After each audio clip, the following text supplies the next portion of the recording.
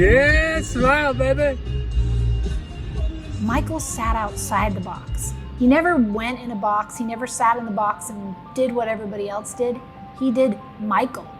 He lived all out. He was a superhero.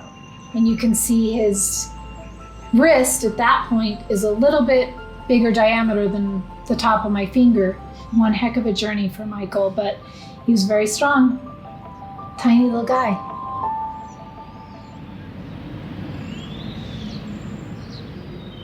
Met my wife, Denise, in high school. We won't throw him under the bus, but yes, there was some drama there. So really not the most romantic guy. And we had our two children, our daughter, Sydney is the oldest, and then Michael was born. And we were going down the stairs and she kind of slipped and tripped and fell into a planter bed that our neighbors down below had planted a bunch of tomato plants in. And when she stood up, her water broke. Well, he was born 4 months premature, 1 pound, 9 ounces. And from day one, they said it was his hair that kept him alive. That's when it really put me into this problem-solving mode, and also like a personal crisis of, okay, how am I going to take care of Michael? Life kind of took a turn. He was our toddler for the full 27 years. He had 4 major abdominal surgeries. He was in a wheelchair, nonverbal, incontinent, cerebral palsy, autism, struggled with a lot of respiratory issues. But even though he had a life filled with pain and challenge and physical trials, he was emotionally happy unconditionally. So we worked as a team, right? She's the brains of the operation. I'm the brawn. I remember we were in our apartment because we were in between houses, and she was watching a presentation on the AO scan. And it really resonated with Denise. She said, we need to get this. And of course, I had learned over the many years that we've been together that when she wants something, that you just go ahead and go with it. The AO scan was like a amazing positive storm in our lives. I remember reading the reports and saying, oh my gosh, that's me. You kind of get yourself in a rut emotionally and you kind of just do what you need to do, but I was ignoring the emotional side of things.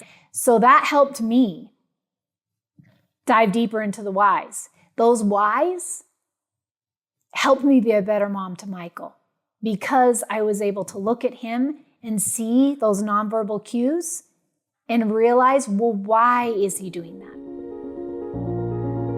We used to take him for drives in Bill's truck, and he loved going for drives. He'd get super excited and he would just kind of start freaking out.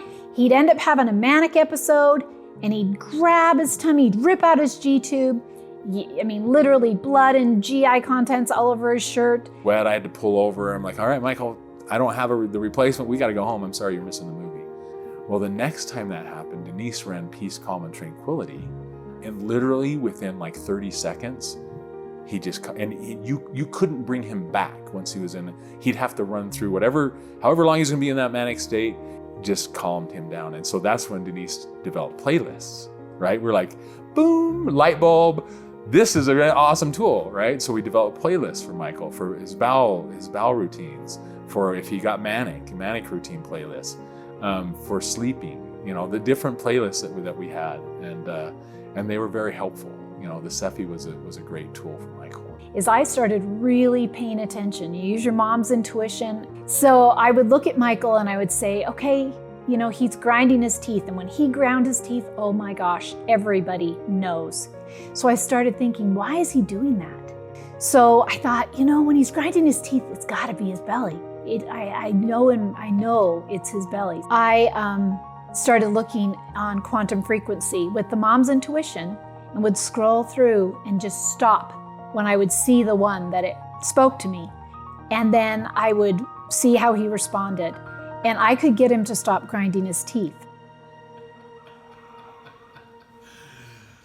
Boogie, woogie, woogie, woogie, woogie, woogie.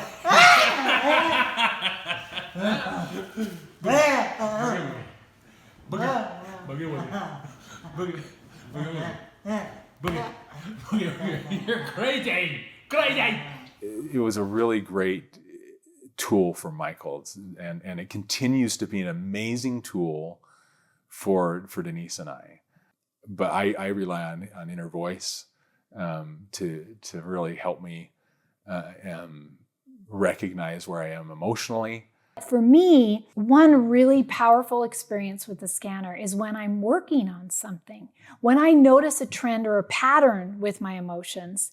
For instance, after Michael passed away, sadness versus inner peace came up routinely. It's an ongoing journey. It's a journey where you kind of have your ups and downs. You go through all different stages, but I said, wow, I'm going to add a 6th stage. And the 6th stage is create something new. It's find something more valuable than the pain that you have.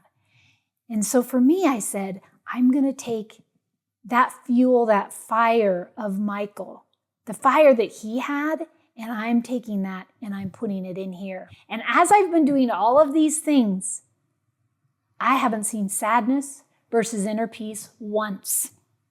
The scanner is my way of reviewing how my emotional inventory has been. It's my tool in seeing those patterns. The great feedback that I get from my body when I use the scanner is, I'm making some serious progress. And it was all because of energy. It was all because you could feel his energy. All you had to do was look at him. Is that his emotion was raw emotion. It was pure emotion. AO Scan was a partner in that toward the end because it helped extend that and helped him give him a better quality of life where we were able to address those needs and we were able to be more in tune with his necessities and really improve that quality of life around his bowels, around his emotions, around, because just when he's felt good, he was happier. Every single day we learned. Every single day we adapted. Every single day he helped us become better. Here we are almost 3 years later, 2.5 years later. And I really appreciate life with Michael and also look forward to something new.